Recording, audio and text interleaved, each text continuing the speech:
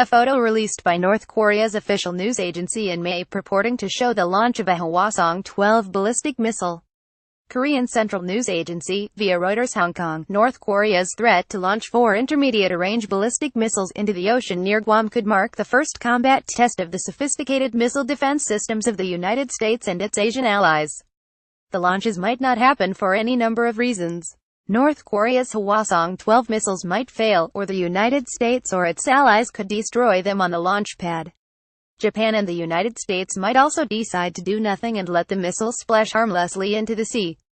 But if the 4 Hwasong-12s do make it off the ground, the options for stopping them mostly rely on hitting them on the way down, in their terminal phase. On the way up, Hwasong-12, a domestically developed liquid-fueled missile, has a maximum range of 3,000 miles, and hits an altitude of about 470 miles on the way to its destination. The velocities needed for those numbers mean that by the time the missile has been in the air 1 minute, it is already traveling several times the speed of sound. At those speeds, a missile trying to chase and hit it from behind would have no chance during this part of the flight, called the boost phase. The Terminal High Altitude Area Defense System, or THAAD, several of which are now stationed in South Korea, could use its radar to track the launches of the North Korean missiles. But it is not designed to hit them as they climb into space.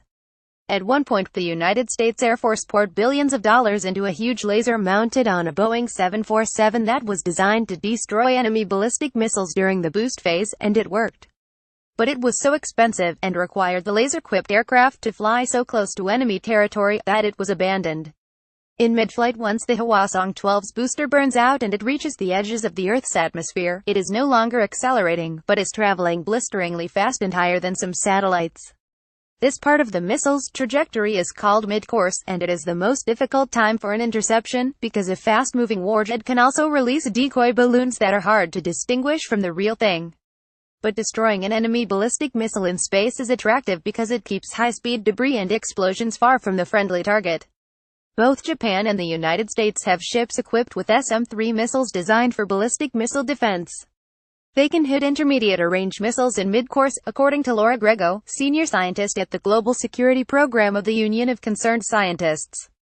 Most recently, Japan tested 2 of the latest versions, the SM-3IA, against missile targets in space. A test in 2008 used an older model SM-3 to destroy a malfunctioning satellite in orbit.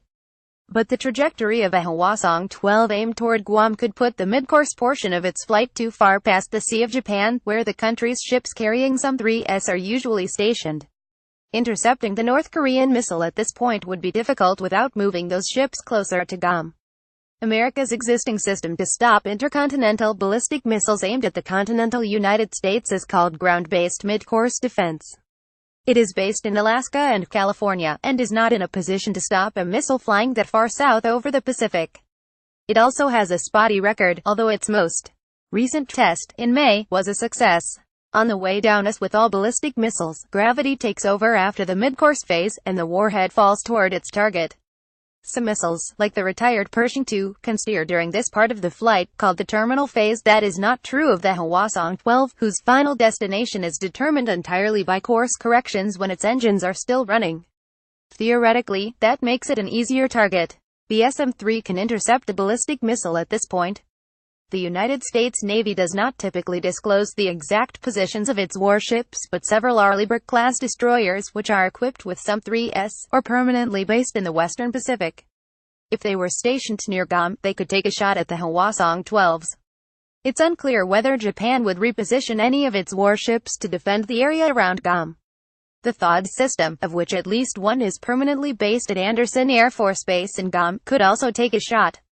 THAAD has a good record in tests, most recently destroying a target simulating a missile similar to the Hwasong-12 in July. Finally, the airbase may be defended by older, shorter-range Patriot missile batteries, the most advanced of which, the Patriot PAC-3, can also shoot down slower ballistic missiles. Worth taking a shot. Missile defense is an attractive but tricky strategy in dealing with missile threats. It has been compared to hitting a bullet with a bullet, and even just testing such systems can be expensive. The payoff, of course, is protection from enemy ballistic missiles, which proved deadly in the first Gulf War despite attempts to shoot them down. If Japan or the United States shoots down the missiles, North Korea could see it as an escalation, prompting a military response. If they do nothing, and allow the North Korean missiles to fly unharmed, it's unclear how Pyongyang would interpret it. On the other hand, if they try to intercept the missiles but fail, it could undermine the credibility of both countries' assurances that their anti-missile systems can work. Some people argue that this would be disastrous for the U.S., Ms. Grego said. Maybe it would cause some to question how useful the systems are. But these are not yet mature systems. I think some failure is possible and perhaps expected, as they haven't yet been tested in fully operationally realistic conditions.